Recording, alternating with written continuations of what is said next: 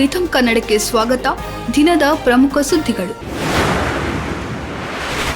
ದೆಹಲಿ ವಿಧಾನಸಭಾ ಚುನಾವಣೆ ಫಲಿತಾಂಶ ಪ್ರಕಟಗೊಂಡಿದ್ದು ಬಿಜೆಪಿ ಅಭೂತಪೂರ್ವ ಗೆಲುವನ್ನ ಸಾಧಿಸಿದೆ. 27 ವರ್ಷಗಳ ಬಳಿಕ ಮತ್ತೆ ದೆಹಲಿಯಲ್ಲಿ ಬಿಜೆಪಿ ಭರ್ಜರಿ ಗೆಲುವನ್ನ ಸಾಧಿಸುವ ಮೂಲಕ ಅರವಿಂದ್ ಕೇಜ್ರಿವಾಲ್ ನೇತೃತ್ವದ ಆ ಪಕ್ಷಕ್ಕೆ ಭಾರೀ ಹಿನ್ನಡೆಯಾಗಿದೆ. ಅಮೆರಿಕದ ಅಧ್ಯಕ್ಷ ಡೊನಾಲ್ಡ್ ಟ್ರಂಪ್ ಯುಎಸ್ಏಡ್ ಸಂಸ್ಥೆಯಲ್ಲಿ ಕೆಲಸ ಮಾಡುತ್ತಿದ್ದ 13,500ಕ್ಕೂ ಹೆಚ್ಚು ಮಂದಿಯನ್ನು ಮನೆಗೆ ಕಳುಹಿಸಿದ್ದಾರೆ. ಯುಎಸ್ಏಡ್ ಹಲವು ದೇಶಗಳಲ್ಲಿ ಕಾರ್ಯನಿರ್ವಹಿಸುತ್ತಿದ್ದು ವಿಶ್ವದಾದ್ಯಂತ ಸುಮಾರು 14,000 ಮಂದಿ ಕೆಲಸ ಮಾಡುತ್ತಿದ್ದಾರೆ. ಈ ಪೈಕಿ 294 ಮಂದಿಯನ್ನು ಮಾತ್ರ ಉಳಿಸಿದ್ದು ಉಳಿದ ಉದ್ಯೋಗಿಗಳಿಗೆ ಗೇಟ್ ಪಾಸ್ ನೀಡಲಾಗಿದೆ.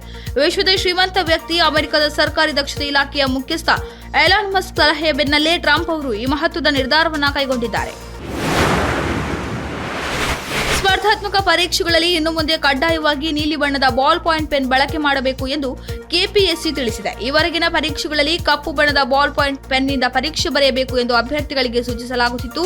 ಆದರೆ ಈಗ ಸೂಚನೆಯಲ್ಲಿ ಮಾರ್ಪಾಡು ಮಾಡಿ ಫೆಬ್ರವರಿ 16ರಿಂದ ಕೆಪಿಎಸ್ಸಿ ನಡೆಸುವ ಎಲ್ಲಾ ಪರೀಕ್ಷೆಗಳಲ್ಲಿ ಕಡ್ಡಾಯವಾಗಿ ನೀಲಿ ಬಣ್ಣದ ಪೆನ್ ಮಾತ್ರ ಬಳಸಬೇಕು ಎಂದು ಕೆಪಿಎಸ್ಸಿ ಪ್ರಕಟಣೆಯಲ್ಲಿ ತಿಳಿಸಿದೆ. ಈ ತಿಂಗಳ ಆರಂಭದಲ್ಲಿ ಬಿಸಿಸಿಐ ನೀಡಿದ ವಾರ್ಷಿಕ ಪ್ರಶಸ್ತಿ ವೇಳೆ 2024ರ ಟಿ20 ವಿಶ್ವಕಪ್ ವಿಜೇತ ಭಾರತ ತಂಡದ ಸದಸ್ಯರಿಗೆ ವಿಶೇಷ ವಜ್ರದುಂಗುರವನ್ನ ನೀಡಲಾಗಿತ್ತು. ಈ ಮಾಹಿತಿಯನ್ನು ಬಿಸಿಸಿಐ ಈಗ ಟ್ವೀಟ್ ಮಾಡಿದೆ. ಟಿ20 ವಿಶ್ವಕಪ್ ವಿಜೇತ 9 ಆಟಗಾರರು ವೇದಿಕೆಗೆ ಬಂದು ಉಂಗುರ ಪಡೆದಿದ್ದಾರೆ. ಶುದ್ಧ ಚಿನ್ನ ವಜ್ರದ ಮೂಲಕ ಉಂಗುರ ಸಿದ್ಧಪಡಿಸಲಾಗಿದ್ದು ಸೂಕ್ಷ್ಮ ಕೆತ್ತನೆಗಳನ್ನು ಒಳಗೊಂಡಿದೆ. ಉಂಗುರದ ಮಧ್ಯಭಾಗದಲ್ಲಿ ಅಶೋಕ ಚಕ್ರವಿದೆ. ಟಾಲಿವುಡ್ ನಟ ನಾಗಾರ್ಜುನ ನಿನ್ನೆ ಪ್ರಧಾನಿ ನರೇಂದ್ರ ಮೋದಿ ಅವರನ್ನ ತಮ್ಮ ಕುಟುಂಬದ ಜೊತೆ ದೆಹಲಿಯ ಸಂಸತ್ ಭವನದಲ್ಲಿ ಭೇಟಿಯಾಗಿದ್ದಾರೆ.